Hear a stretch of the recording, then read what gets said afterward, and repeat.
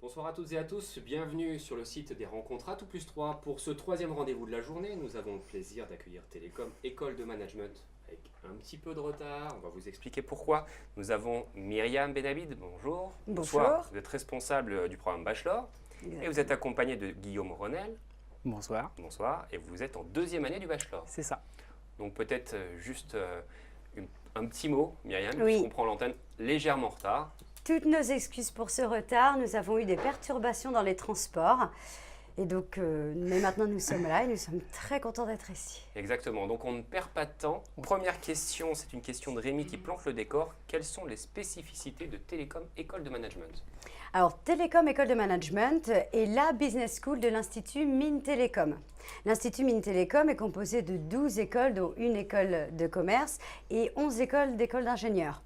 Donc nous, notre particularité, c'est vraiment une culture ingénieur, une culture IT très forte, orientée nouvelles technologies. Nous partageons d'ailleurs notre campus avec une de nos écoles partenaires, Télécom Sud Paris. D'accord. Et justement, il y a une question d'Olivier. Avez-vous des cours de digital? C'est ce qui m'intéresse le plus. Oui. Alors digital, C'est un Bah, petit c'est pour Guillaume. moi. oui. Oui, alors en première année, on a déjà les bases du multimédia, donc tout ce qui est Photoshop, Excel beaucoup, parce que c'est assez important dans nos travaux. Photoshop, oui, puis après plusieurs supports qui nous sont proposés et qui nous permettent après de travailler dans d'autres cours. Et en deuxième année, la même chose, sauf que là, on rentre dans un peu plus de technique, on a un peu de programmation, tout ça, pour que finalement, quand on travaille avec des ingénieurs, on a une base quand même assez conséquente pour avoir...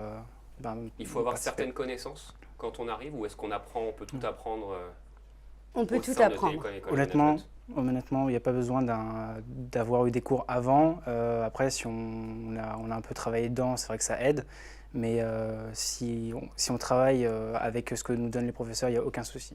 Alors justement, vous parlez des professeurs. Comment sont encadrés les étudiants? Ce sont exclusivement des professeurs? Il y a aussi des gens qui viennent des intervenants extérieurs, du monde professionnel. L'encadrement en général pour les étudiants, c'est quoi? Alors, en première et deuxième année, ils sont sur notre campus. Ils sont assez bien encadrés puisque pour la plupart des étudiants, déjà, ils résident sur le campus. Nous avons 840 chambres étudiantes au sein de notre campus. Donc, ils sont encadrés jour et nuit. Et durant leur journée de cours, effectivement, les cours sont assurés par nos enseignants-chercheurs et également par des professionnels qui viennent faire des témoignages et présenter l'opérationnalité de la théorie que nous voyons en cours. Ok. Question de Douidou. Combien y a-t-il de stages pendant le bachelor? Est-ce qu'il y a chaque année à son stage? Alors, vous avez 2 stages obligatoires, le stage opérationnel de première année de 3 mois, ainsi que le stage de fin d'études de 6 6 mois. mois. Vous avez aussi la possibilité à la fin de votre seconde année d'effectuer un autre stage optionnel. D'accord. Ces stages, C'était comme ça. vous pouvez peut-être nous en dire un mot. Vous avez été en deuxième année, donc vous avez ouais, fait c'est le ça. premier, en tout Exactement. Et puis là, j'ai déjà trouvé celui que je ferai l'année prochaine pendant un semestre entier. cas. Et le premier stage, vous avez fait quoi et qu'est-ce Alors, que ça vous a apporté? premier stage dans une start-up de conseil dans les énergies renouvelables. Donc, première expérience dans une start-up, c'est assez nouveau parce que j'ai déjà fait des stages en troisième comme tout le monde, mais c'était vraiment très général. Là, on est un peu plus dans le vif du sujet.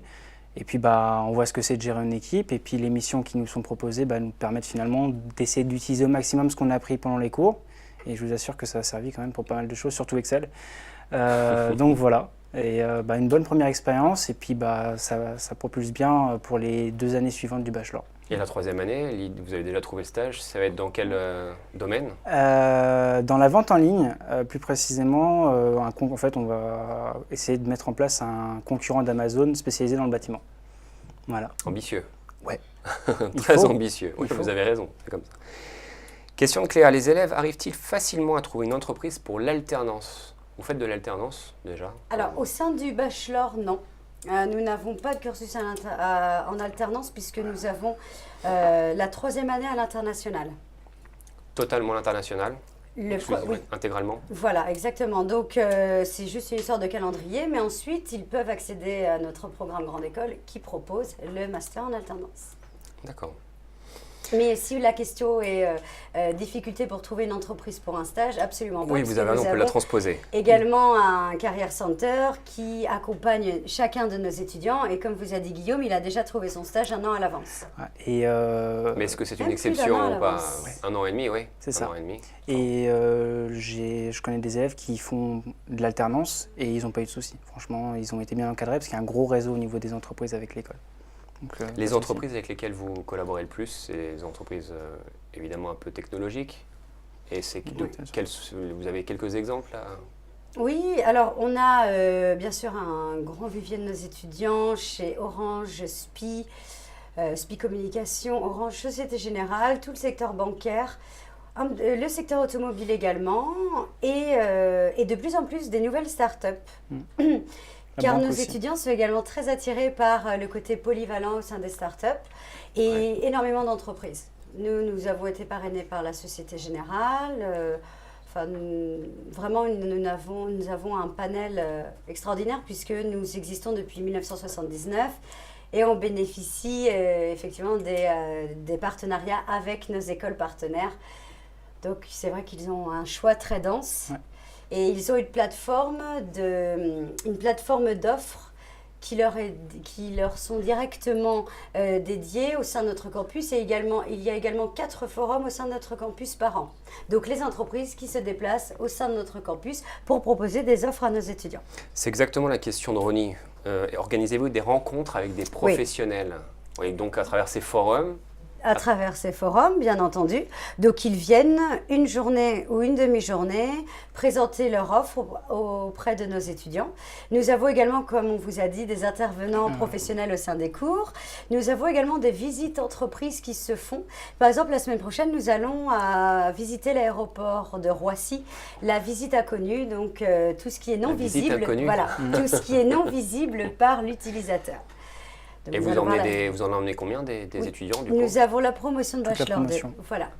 Et c'est un projet qui a été mis en place par des bachelors justement de cette promotion. Voilà. D'accord, c'est un projet d'étude de pouvoir organiser une visite de ce type-là? C'est ça. Voilà, exactement. Donc nous avons plusieurs projets de ce type-là. L'année dernière, nous étions allés voir Bouygues, Bouygues Construction. Ouais. Pardon. Nous avons au Challenger, au siège à Guyancourt. On en a régulièrement. Question de Marie, est-ce qu'il y a beaucoup de charges, il y a ici une grosse charge de travail par rapport au lycée? Je pose la question ça c'est pour moi. À Guillaume, même si vous pouvez peut-être y répondre on aussi. On va rassurer les élèves. C'était il y a 1 an et demi le lycée pour vous.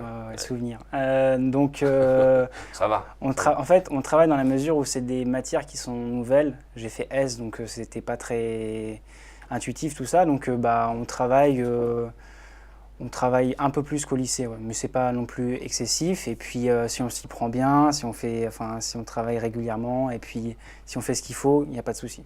On fait ce qu'il faut, très bien. Ça veut dire quoi faire ce qu'il faut? Ça veut dire bûcher chaque jour? Ça veut dire que bosser de son côté? Ça dépend de la personne. Enfin, moi, je travaille à ma manière. Je travaille pas beaucoup pour certaines personnes. Pour certaines personnes, je travaille beaucoup. Voilà, c'est pas fixe. Ça dépend des facilités de chacun avec chacune des matières. Mais pour vous, il n'y a pas une charge de travail colossale par rapport à ce que vous avez fait au lycée? Non, franchement non. Bien, mais est-ce que pour vous, vous avez des retours d'autres étudiants? Est-ce que c'est un changement radical entre le lycée et la vie étudiante derrière? Alors, je pense que le secret, c'est savoir s'organiser. Parce qu'au sein du campus, nous avons quand même 60 associations avec leur nombre d'événements par association, donc il y a quand même quelques tentations. Ouais. Le tout est de savoir s'organiser pour pouvoir allier travail et plaisir grâce aux événements organisés par la vie associative. Mais après... Effectivement, là, on ne parle plus uniquement de la charge de travail, on parle aussi des choses qui sont autour et qui pourraient perturber votre capacité. Exactement, mais du coup, si on va dans le domaine associatif, là, par contre, il y a une différence avec la vie du lycée. C'est-à-dire qu'on passe d'un moment où on travaille pour avoir le bac, donc pour avoir le sésame pour aller plus loin, à un environnement où là, tous les cours nous apprennent des choses qui sont censées être réutilisables. Et donc, il faut changer d'optique. Il ne faut pas se dire « faut que j'ai la moyenne », il faut dire « faut que j'en apprenne le plus possible ». Et donc ça, c'est une autre vision qui n'est pas la même qu'au lycée. Et puis, une autre vision, c'est que là, l'école vit avec nous. Parce qu'il y a les associations, il y a les événements, tout ça, qui font que du coup, Ça fait un mélange et là, on peut vraiment prendre part à des projets, des choses, des associations c'est pas la même chose pour le lycée. Voilà. Alors, vous ouvrez un chapitre intéressant sur les associations, la vie estudiantine au sein de l'école. On a 2 questions de Zlatan, qui aussi fait des questions pour les étudiants. Comment participe-t-on à la vie de l'école? Est-ce qu'il y a un BDE des associations? Donc oui, on en a parlé un petit peu, mais vous pourrez un peu plus expliquer. Et la question de Sylvain, est-ce qu'il y a des BDE dans votre école et qu'est-ce qu'ils y organisent? Alors. BDE, donc déjà, c'est la plus grosse association de l'école. Qu'est-ce qu'ils organisent? Premièrement, ils organisent la semaine d'intégration. Donc le semaine et le week-end d'intégration. Qui intéresse évidemment au plus haut point. Ça, c'est sûr.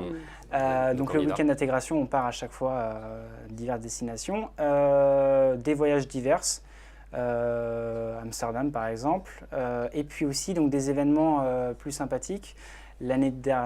Cette année, on a participé, on avait un char à la Technoparade.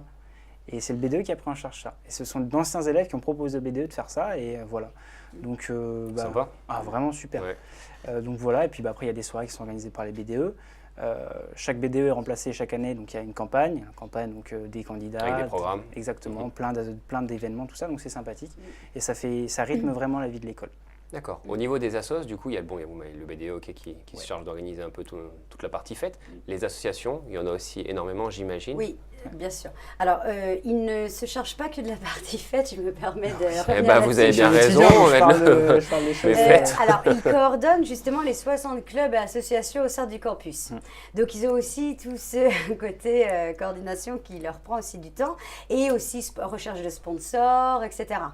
De sponsors pour les projets. Voilà, pour les projets étudiants. Ils accompagnent également parfois les entreprises. Par exemple, nous avons une association qui s'appelle Sprint, qui est la junior entreprise au sein de l'école, qui accompagne les entreprises dans des projets. Par exemple, si une entreprise a besoin d'effectuer une étude de marché ou toute autre mission, ils peuvent se proposer.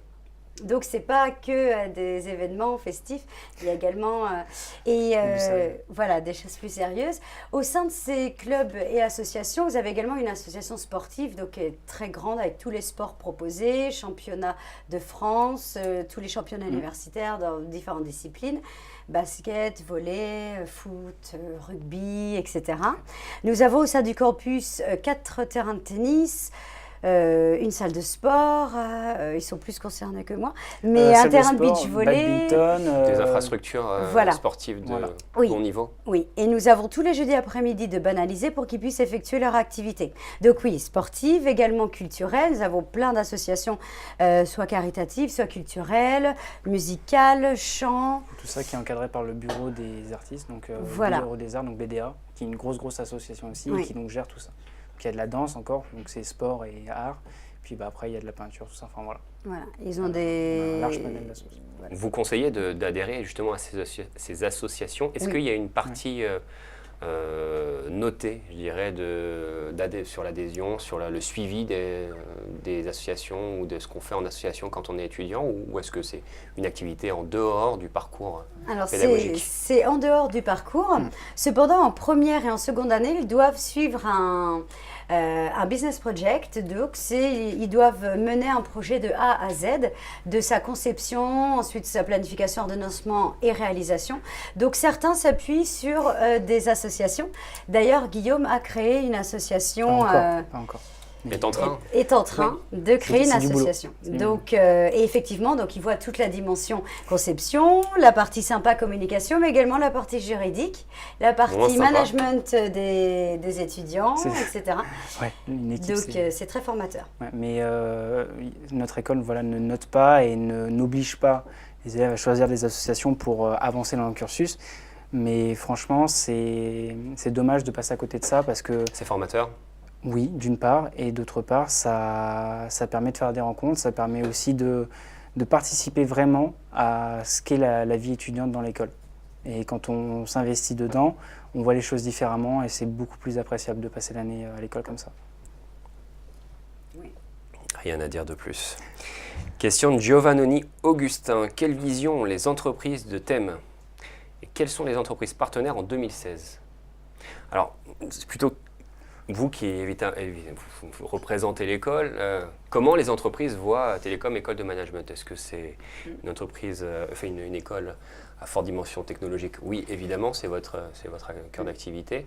Est-ce qu'ils sont, c'est important thème pour les entreprises? Vous avez des entreprises partenaires qui font régulièrement appel à vous pour les stages, pour les offres d'emploi en sortie peut-être. Oui. Quelle est votre relation aux entreprises et comment est-ce qu'elles vous voient? Alors, les entreprises, donc nous avons des partenaires de longue date et les entreprises se déplacent au sein de notre campus. Donc, nous avons quand même nous avons de très bonnes relations avec les entreprises. Et pour vous donner un exemple, par exemple, sur nos offres d'apprentissage présentées pour notre programme Grande École, il y a plus d'offres que de candidats. Donc, nous restons toujours avec des offres non pourvues et les offres sont vraiment dédiées à nos étudiants. D'accord, elles ne peuvent pas être... Elles ne sont pas publiques. Donc, on a vraiment aussi un recrutement privilégié. Ça laisse du choix pour vos étudiants. Ah oui, oui. Il y aura plus de demandes que, d'offres que de demandes. Exactement. Et même les stages de 3e année, ceux qui ont pris des étudiants de 3e année bachelor chez nous, ils me demandent les contacts des années prochaines pour ensuite les reprendre et c'est vraiment comme ça que nous créons notre réseau. Après, nous avons été créés par Orange, enfin France Télécom à l'époque. Donc nous, on a vraiment un fort ADN entreprise et opérationnel. Nous, à chaque cours, même si parfois c'est quand même relativement théorique, surtout en première année, parce qu'il faut ces fondements théoriques et académiques, par exemple histoire économique et sociale, pour comprendre ensuite l'économie actuelle, l'économie collaborative et le marché dans lequel nous sommes. Mais très vite, on va dans des dimensions très opérationnelles. Je vous ai parlé de gestion de projet. On utilise MS Project, les outils qui sont utilisés au sein des entreprises. Ils ont des cours de développement web. Donc, on travaille vraiment sur ce savoir-faire. Nous, on forme des étudiants. À chaque fois, je leur dis, il faut du savoir-faire pour apporter aux entreprises, pour être autonome aussi, ne pas être dépendant de toutes les fonctions des entreprises. Et sur chaque fonction, sur chaque métier et fonction, on essaye de les rendre autonomes. Même la fonction RH, ils apprennent du SIRH, c'est-à-dire l'utilisation des outils au sein de la gestion des ressources humaines, puisque la gestion des ressources humaines actuelle n'est pas la même que dans les années 60, 70 ou même 2000. Donc, on essaye à chaque fois de mettre à jour avec ce que demandent les entreprises, avec les outils des entreprises. Et ça, c'est très, très apprécié, ce côté opérationnel. Rien à redire. Si ce n'est que, oui, justement, les stages. Et on tient vraiment à... Et même le marketing, c'est du marketing digital. Ils créent leur blog, ils savent faire une newsletter, ils savent faire un site, enfin, les rendre autonomes. Est-ce qu'ils savent faire un CV ? Bien sûr. Ils ont également des cours de recherche de stage avec CV, lettre de motivation. Lettre de motivation sans faute, puisque maintenant, ils ont également le projet Voltaire, qui est une certification de la compétence en communication écrite sophistiquée. D'accord, donc ils peuvent faire des fautes dans les questions qu'ils posent puisqu'ils ne sont pas encore dans l'école, mais ils apprendront certainement à ne pas en faire par la suite. Exactement. J'ai rien vu, c'est bon. Mais alors la question de Nathan, je vous disais, c'était pas tout à fait innocent quand je vous disais est-ce qu'ils savent faire un bon CV, puisque Nathan nous demande comment faire un bon CV. Est-ce qu'il y a des techniques pour faire un bon CV et qu'est-ce que vous mettez en avant? Alors, vous parlez du CV pour intégrer notre école ou pour postuler pour un stage? A priori, sa question, elle n'est pas spécifique, mais il n'y a pas de CV de toute façon pour intégrer l'école. Il y a un CV oral quand on va faire l'entretien de motivation, mais sinon, on ne donne pas de CV. C'est le même CV qu'on utilise. Ou alors, on vient avec un CV à l'oral. Est-ce que ça se fait dans votre école? Et si c'est le cas, alors comment on le prépare? Ça, on peut le tourner comme ça. Alors, comment vous l'aviez préparé? C'est simple. Enfin, c'est simple. C'est simple. Comment dire? C'est vrai qu'un CV, c'est pas facile à faire. Surtout quand on sort du bac. Oui, mais quand on sort du bac, le problème, c'est qu'on n'a pas beaucoup d'expérience à faire valoir, en effet. Mais il faut partir du principe qu'on est sur un pied d'égalité, parce que donc, tout le monde sort du bac, donc tout le monde a vraisemblablement la même expérience. Donc, il n'y a pas d'inquiétude à avoir sur le contenu. Il faut juste mettre des choses utiles et bien les utiliser. Alors, comment faire un bon CV?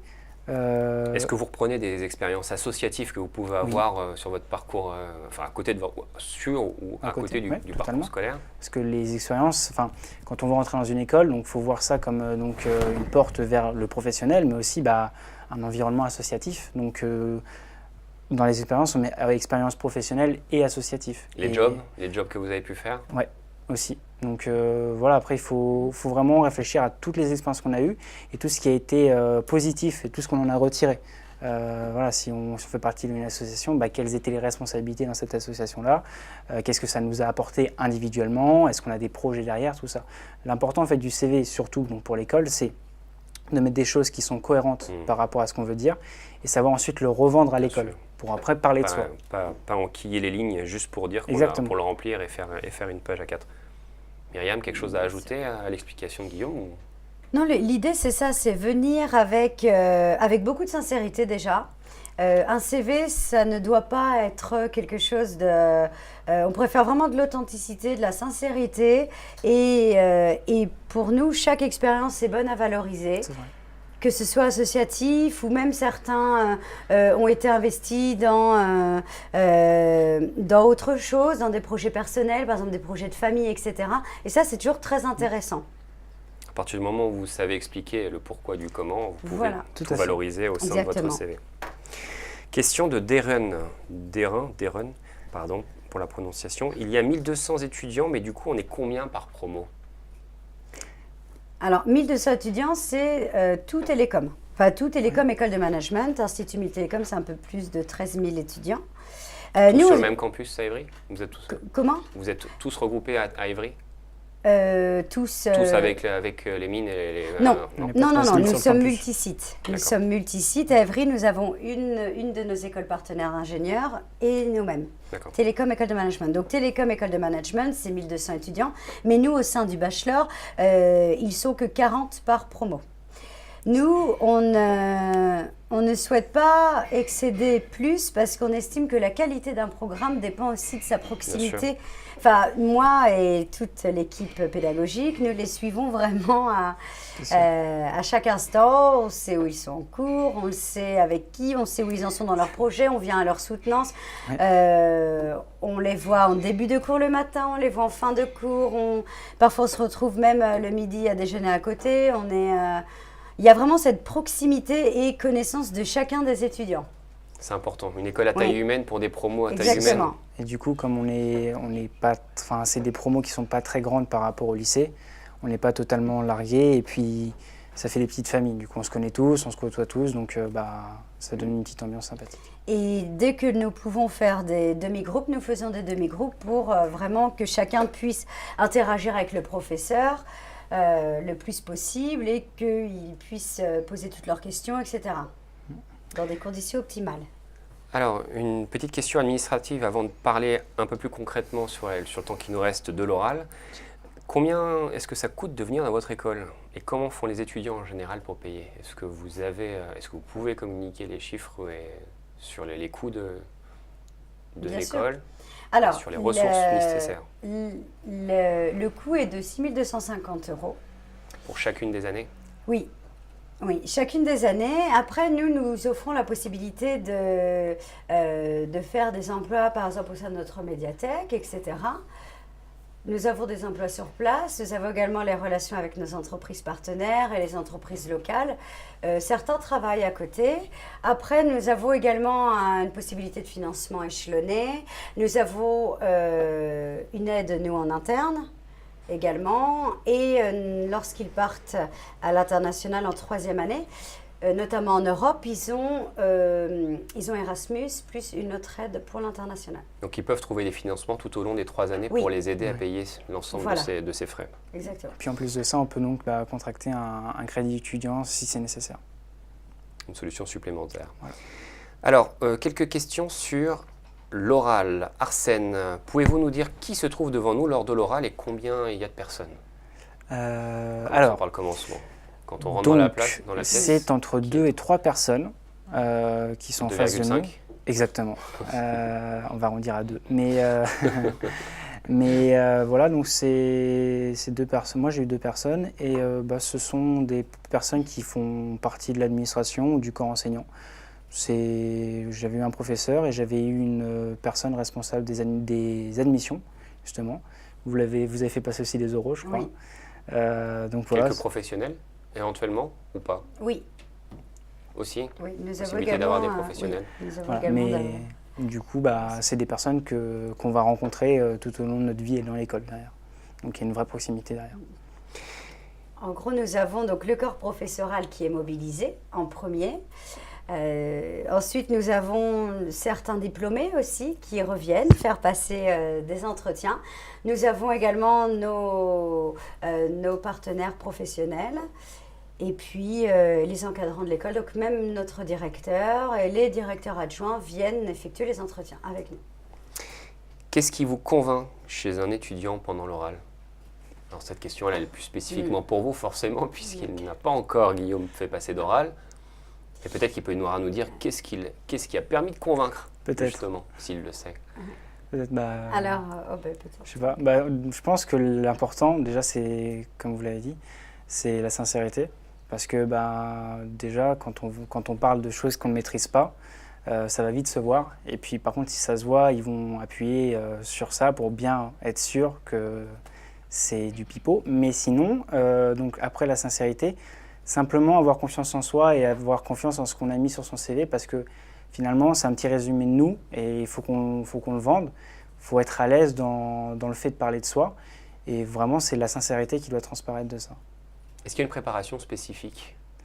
Le sourire en dit long, oui. c'est... Non, alors en fait, je voulais vraiment cette école. Et du coup, j'ai passé beaucoup de concours. Enfin, j'ai passé à tout plus 3, donc j'ai passé plusieurs écoles dans tout plus 3. Et je les ai ordonnées dans... Combien vous avez passé d'euros? Alors là, 8. grand max, ouais, 8, je crois. Non, vous avez tous passé? Presque, non, presque, vraiment. Et je les ai passés dans l'ordre, en fait, télécom en dernier. Donc je me suis préparé, en fait, celles que je voulais le moins, je les ai passées en première.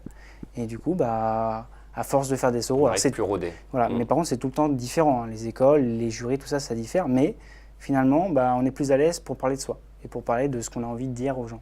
D'accord, donc pas de préparation spécifique avant de passer le premier? C'est possible aussi. On peut Aussi, parler même. devant les parents, on peut parler devant les grands-parents, devant les gens. Devant des gens, vous répétez de toute façon votre discours devant des gens? Devant la glace aussi, parce que Devant comme ça, la glace. on voit à quoi on ressemble quand on parle de nous. Mais Et alors? ça va. Ça va. J'ai été pris.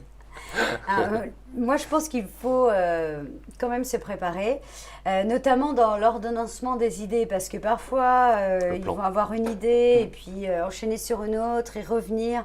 Et il faut quand même amener ses interlocuteurs avec un fil rouge. C'est vrai. Donc, par exemple, ces voyages, ou soit en ordre chronologique, soit par thème, mais il ne faut pas avoir l'air déjà brouillon, non préparé, etc. Après, le plan, parce que c'est un plan, c'est le CV. On suit le CV du haut vers le bas. Donc voilà, on parle de soi, puis de nos expériences, puis de nos hobbies, tout ça. Donc le fil rouge, il y est déjà. Il faut juste maîtriser son CV et donc travailler pour maîtriser son CV. Il n'y a pas autre chose que de parler de soi? Il n'y a pas d'échange sur l'actualité, sur ce qui peut se passer en dehors, sur sa connaissance de l'école, peut-être des programmes? Si? Oui, bien sûr. En fait, le CV est un appui. Donc ensuite, on va essayer de creuser chacune des expériences ou chacune des réponses du candidat. Mais nous avons à la fin également un échange sur, par exemple, quel événement actuel vous a le plus marqué. Et d'autres questions d'ordre, soit social, soit économique, un peu sur les sociétés actuelles. Pour voir si déjà il y a un premier intérêt sur les affaires économiques, géopolitiques, etc. Il n'y a pas de mauvaise réponse, hein. C'est donner son avis et être capable justement de parler de quelque chose qui touche l'actualité. Enfin, voilà, par exemple, Nuit debout, on peut essayer d'en parler, mais il ne faut pas non plus être un militant ou être totalement contre. Ça, c'est pas ce qui est cherché, c'est juste savoir parler de choses. La forme. Voilà. Alors, il nous reste quelques minutes et quelques questions encore, donc il faut qu'on soit un peu synthétique dans la mesure du possible. Question de Cyril, comment as-tu géré ton stress avant et pendant l'oral? Donc déjà, parce que je me suis pas mal préparé en faisant tous les oraux. En plus de ça, donc, j'ai été accueilli par des élèves de l'école, donc les admisseurs, qui accueillent dans une ambiance vraiment familiale, enfantine, tout ça. Et ça te permet de déstresser pas mal. Relativiser l'exercice. Et puis, ensuite, comment j'ai géré mon stress pendant l'oral? Parce qu'il y en a. Hein, c'est un trac. Il faut juste savoir s'en servir. Et comment je l'ai utilisé? La respiration. Entre autres, surtout. Et puis bah, quand je sentais que ça allait bien, bah, j'ai essayé de faire des blagues et d'être plus proche avec les gens avec qui je parlais. Et apparemment, ça a marché. Oui, apparemment. Question Xavier, le ministère des Finances joue quel rôle dans votre école? Alors, nous sommes directement rattachés au ministère de l'économie, de l'industrie et du numérique. Donc, nous avons des directives, par exemple, sur les enseignements, sur l'ADN des écoles dirigées par ce ministère. Et vous appuie Oui. financièrement aussi, ou c'est quoi? Ah oui, naturellement, Ouais. nous sommes une école publique. Ça, c'est très important de le noter, puisque nous avons les subventions, effectivement, de ce ministère, dirigé par M. Macron actuellement. Avez-vous une ouverture à l'international? Question d'Anis. Alors, nous avons une forte ouverture, puisque nous avons plus il de est 100 troisième. partenaires à l'international. Et en troisième année, nous avons également 2 partenaires privilégiés qui, à l'issue du programme dédié aux étudiants bachelor, délivrent un Certificate Professional Diploma de notre partenaire. Je ne peux pas développer plus si on n'a pas plus de On temps, n'a mais pas avec plus de grand temps. plaisir pour échanger lors des oraux sur tous ces partenaires. D'accord. Et nous accueillons également, en deuxième vous en année, prie. les étudiants internationaux, parrainés par nos étudiants qui sont sur place dès la première année. Merci à tous les deux. Peut-être avant de se quitter, une petite conclusion qui va vous permettre de donner les derniers éléments pour attirer les étudiants à Oui. vous, qui viennent passer un oral C'est ça. chez vous. Une conclusion, on va commencer par vous, Guillaume, et puis ensuite Myriam pour l'ultime conclusion. Bonne question. Pourquoi choisir? Pourquoi venir Pourquoi ici? venir Eh ben, déjà, la possibilité de concilier commerce avec technologie, parce qu'on baigne dedans. On est une génération qui est assez intuitive avec ça. Donc, c'est une bonne façon de travailler dedans et d'avancer, et déjà de se faire une bonne idée. Et puis, derrière, vraiment, dans ce campus-là, il y a une idée de grande famille. Vraiment, quand on s'investit dans le monde associatif, on sent qu'on est entouré et qu'on peut faire des choses avec les gens. Voilà. Merci. Myriam? Merci à vous. Alors, moi, je vous invite à venir avec comme vous êtes, avec beaucoup de sincérité. Nous, on vous accueillera avec grand plaisir lors des oraux. Télécom, effectivement, c'est cet ADN de grande famille, de proximité, d'expérience. C'est une expérience et nous, on sera toujours là pour former les managers d'aujourd'hui et de demain. Merci Myriam. Merci à vous. Merci Guillaume. Bonne soirée. Merci beaucoup. Rendez-vous dans un petit quart d'heure avec Novantia Business School de Paris, des voisins encore une fois. C'est ça. Très bien. Bonne soirée à tous. Au revoir. Merci.